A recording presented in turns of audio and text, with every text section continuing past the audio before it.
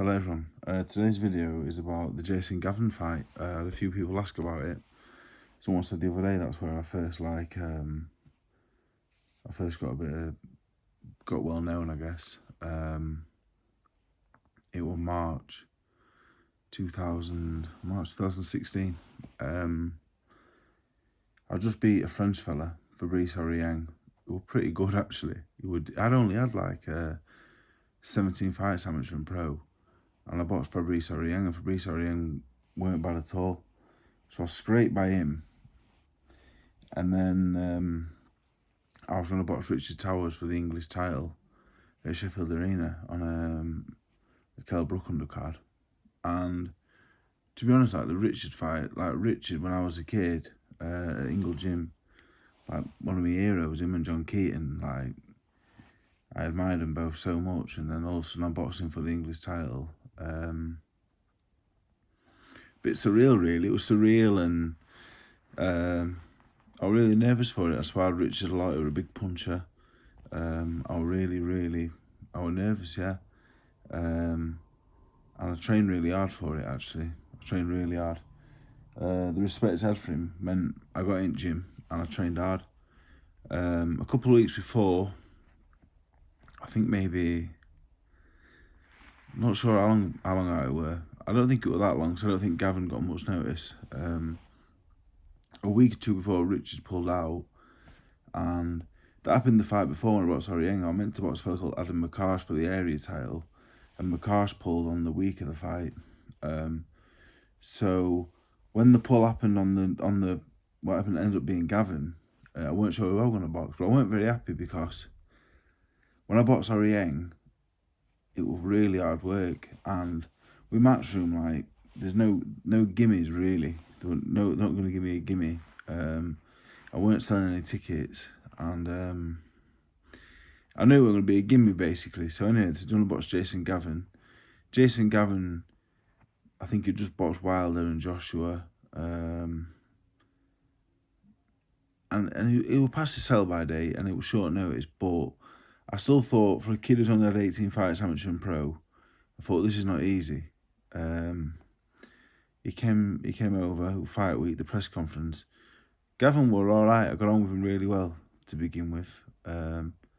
He didn't look fit, and I thought, you know what, I'm in good shape. I'll beat him. I thought I'll beat him.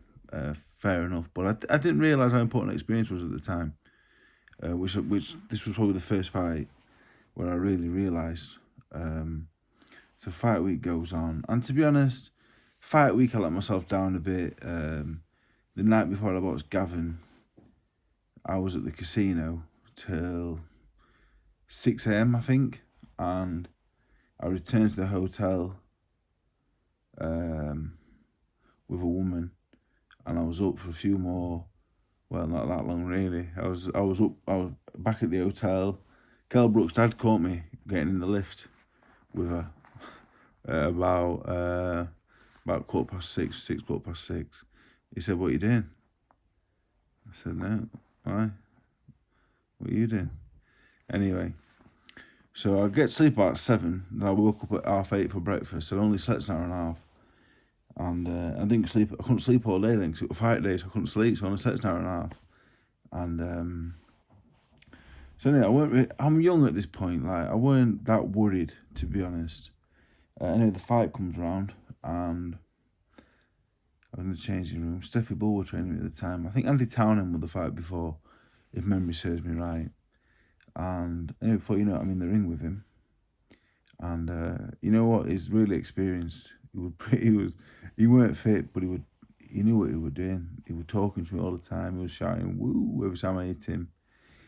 And at that point, even though I'd been national amateur champion and I could box, I was a very good novice. Do you know what I mean? And I couldn't do anything with him.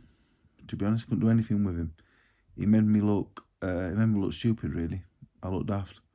I was missing. I weren't hitting him properly. I was scuffing him. He'd been in with Wilder and Joshua. My power weren't bothering him. But luckily, he weren't fit. He rugby tackled me on the floor at one point. And after 4 rounds,